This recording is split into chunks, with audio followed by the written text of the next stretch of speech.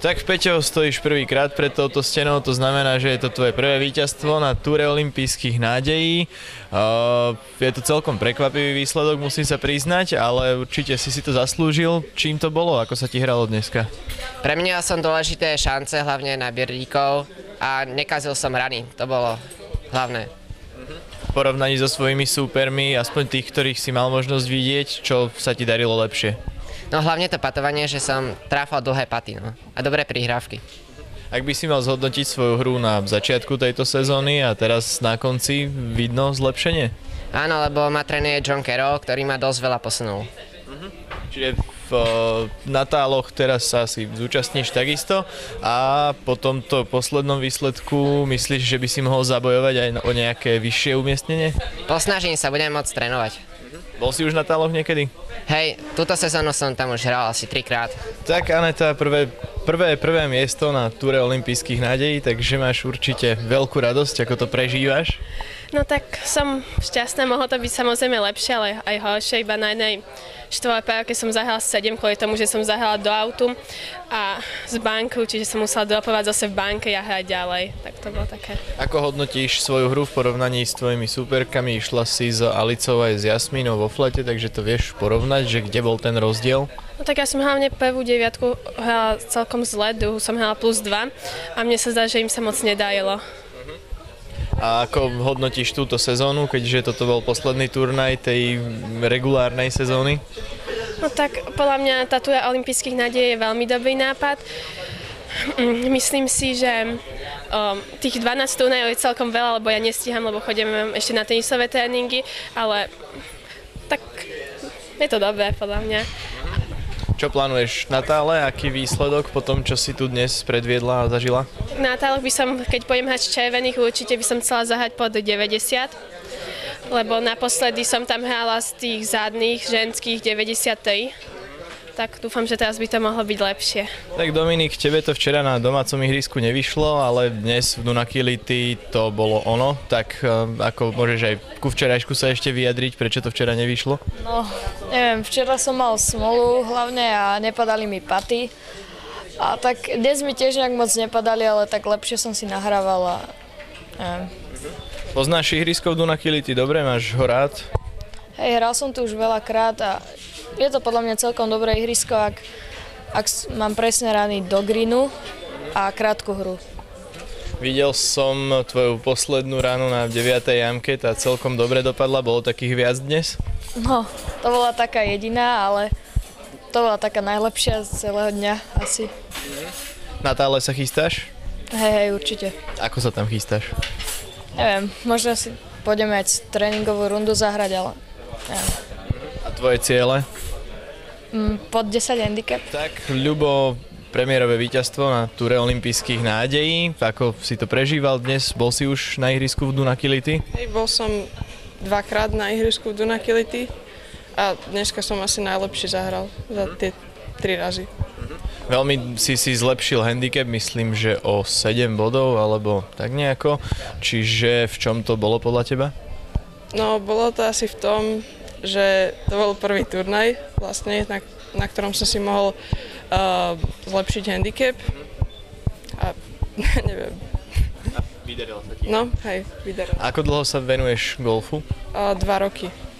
A doteraz si trénoval tam v tom Golf Range and Country Club.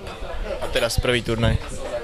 No, vlastne už som bol na 2 turnajoch, len ani jeden som nedohral. A do budúcej sezóny čo plánuješ? Budeš sa zúčastňovať na ďalej túry olympijských nádejí? Plánujem, že sa zúčastním aspoň, neviem, 3 alebo 4 turnajov. Tak Monika, prvé miesto rovnako ako včera v Lozorne, aj v Dunakility, no prezradila si mi, že nie si so svojím výsledkom až taká spokojná ako včera. Prečo? Tu som mala viac smoly, paty mi nešli a už som nebola taká rozohratá jak včera. Včera mi to išlo, to išlo, padalo a tu to nepadalo a raz padalo. Tu mi to nešlo tak dobre, tu som nemala taký ten dobrý pocit z hry. Kde bola tá smola, na čom sa to prejavilo? Nevychádzali mi občas rany, som sa trochu zhoršila, len trochu. Ani krátka hra mi moc nevychádzala, ale aspoň niečo som zachránila, no. Teraz je do táľov 3 týždne prestávka. Ako ju stráviš? Čo budeš robiť? Máš aj nejaké turnaje na pláne? No, chcem sa rozohrať v Skalici, kde by som išla na turnaj, aj na domácich Piešťanoch sa chcem rozohrať hlavne a už len trénovať. Potrebujem aj školu. Dobre, Marek, tvoje druhé víťazstvo počas tohto víkendu, to znamená, že veľmi úspešný víkend za tebou, ako ho hodnotíš? Tak celkom dobré, ale obe 2 dni som hral úplne zle, tak ale aspoň som vyhral. Aj dnes ti nevychádzalo všetko tak, ako by si si predstavoval? No, nevychádzalo mi skoro nič, ale tak som spokojný trochu. Také, čo sa ti dnes najlepšie podarilo? Najlepšie mi asi išli čipy, paty mi vôbec nešli a potom ešte také tie stredné prihrávky do greenov. Teraz budú 3 týždne opäť pauzy pred finále na táľoch. Tam aký program plánuješ? Tak byť prvý a to je asi všetko. A počas tej pauzy, ako sa budeš pripravovať? Chceš aj nejaké turnaje navštíviť alebo skôr tréning? No, asi skôr tréning, ale možno ešte navštívim nejaké aj turnaje. Tak samo po včerajšom druhom mieste je to dnes víťazstvo. Čím to bolo? Poznáš toto ihrisko lepšie ako včera Lozorno? Ja som tam hral včera vlastne prvýkrát, takže... Tak ako sa ti páči toto ihrisko? Koľkokrát už si tu bol zhruba? Asi 10 krát a je pekné ihrisko. Dobre sa ti tu hrá? Dobre. A tak skús povedať o svojej hre niečo, čo sa ti dnes páčilo na tom, ako si hral, alebo čo by si zmenil? No, asi odpaly boli najlepšie, čipy tie by som zmenil, ale paty tak narovnako, dobre to bolo.